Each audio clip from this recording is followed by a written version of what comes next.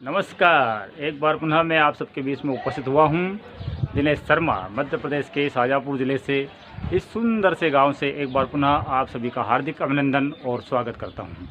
आशा करता हूँ आप सब परिवार अपने घर परिवार में आनंद से होंगे, स्वस्थ होंगे, मस्त होंगे और सनातन धर्म,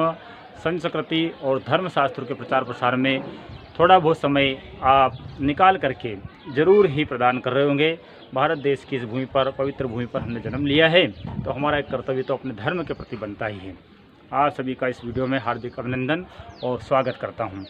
आज के इस ब्लॉग में मैं आप सबसे बात करूंगा सनातन धर्म के धर्मशास्त्र एवं देवी देवताओं के अवतारों के बारे में, कि हिंदू सनातन धर्म के बारे में लोगों की ये धारणा है कि इतने देवी देवता हिंदू धर्म में क्यों है। अर्थात विश्व के समस्त धर्मों में एक आध ही महापुरुषों का अवतरण हुआ है, प्राकट्य हुआ है, तो भारत में सनातन हिंदू धर्म में इतने देवी देवता आखिर में क्यों हुए हैं। तो मैं आप सबको लेकर के चलता हूं इस YouTube के माध्यम से। मेरे आप इस वीडियो को अवश्य पसंद करेंगे, लाइक करेंगे, शेयर करेंगे, चैनल को आप सब्सक्राइब करिए। आप सबसे इतनी विनती है। भारत भूमि देवभूमि है और इस देवभूमि के ऊपर कई धर्म, संप्रदाय, जाति, वर्ग के लोग आज तक कई युगों से निवास करते आ रहे हैं और प्रत्येक युग युगांतर में हम देखते हैं कि इस भारत भूमि के ऊपर अनेक देवी देवताओं के दिव्य और समय समय पर ऐसे अवतार हुए हैं जिनके बारे में हम सब पुराणों के माध्यम से, शास्त्रों के माध्यम से, लोक कथाओं के माध्यम से सुनते आ रहे हैं। आखिर में हमारे इस भारत भूमि के ऊपर विश्व के अन्य धर्म या संप्रदाय को अगर हम देखें तो इतने देवी देवताओं का अवतार हमारे देश में ही क्यों हुआ है, यह एक प्रश्न तथाकथित लोग हमारे भारत भूमि और सनातन धर्म के बारे में भी यह पूछते हैं कि हिंदुओं के इतने देवी देवता क्यों होते हैं। बड़े आश्चर्य का विषय है, क्योंकि उनका धर्म हिंदू सनातन धर्म नहीं है, इसलिए ही वे इस प्रकार के प्रश्न वास्तव में कर सकते हैं। कोई सनातन हिंदू धर्म का जानकार या सनातन का जो प्रेमी है वह इस प्रकार की बातें अपने आप स्वयं से या अपने जाति वर्ग के लोगों से नहीं पूछेगा। तो आज इस वीडियो में मैं आप सबके बीच में पुनः उपस्थित हुआ हूँ। सनातन धर्म के अंदर जो लोगों के द्वारा प्रश्न किए जाते हैं कि आखिर में इतने देवी देवता क्यों हैं। वास्तव में देखा जाए तो परमपिता परमेश्वर ईश्वर तो एक ही है और सारे संसार में एकमात्र सत्ता पर ब्रह्म परमात्मा की ही है। सारे संसार का निर्माता यदि एक ही परमपिता परमेश्वर है, अर्थात एको हम द्वितीयो नास्ति, वेद की यह वाणी जो परमात्मा ने कही है, तो फिर इतने स्वरूप आखिर हिंदू सनातन धर्म में ही देखने को क्यों मिलते हैं। प्रश्न लोगों का वाजिब भी है, किंतु परमपिता परमेश्वर वास्तव में इतनी बड़ी सृष्टि का संचालन करने के लिए अपने अनेकों रूपों धारण नहीं करते हैं। यह हमारा जो हिंदू सनातन धर्म है, यह कल्प कल्पांतर की अनेक घटनाओं पर आधारित है, जिनको हम यदि वास्तव में अगर देखें तो संसार में केवल हिंदू समाज सनातन धर्म में ही अनेक देवी देवता देखने को मिलेंगे। इसका कारण क्या है कि हमारे सनातन में इतने देवी देवता वास्तव में जो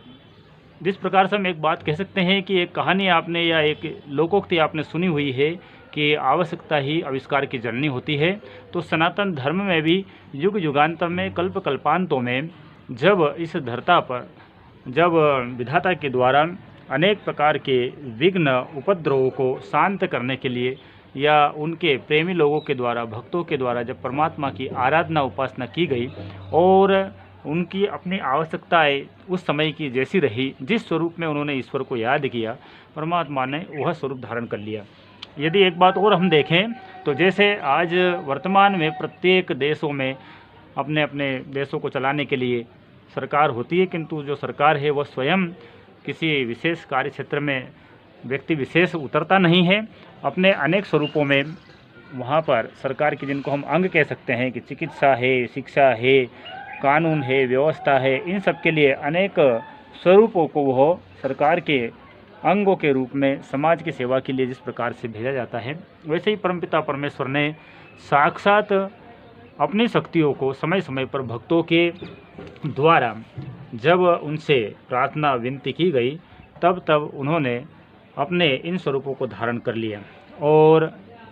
भक्तों के द्वारा उन स्वरूपों में जब दृढ़ श्रद्धा भक्ति हो गई और उन छवियों को उन्होंने अपने मन मस्तिष्क में विराजमान कर लिया या उनको अपना आराध्य मान लिया, तो समयांतर पे वह देवी देवता उन व्यक्तियों के इष्ट आराध्य बन गए। और इस प्रकार सनातन धर्म के प्रत्येक संप्रदायों में कोई ना कोई जो भगवान का स्वरूप होता है वह उनके देवी देवता उनके इष्ट बन गए।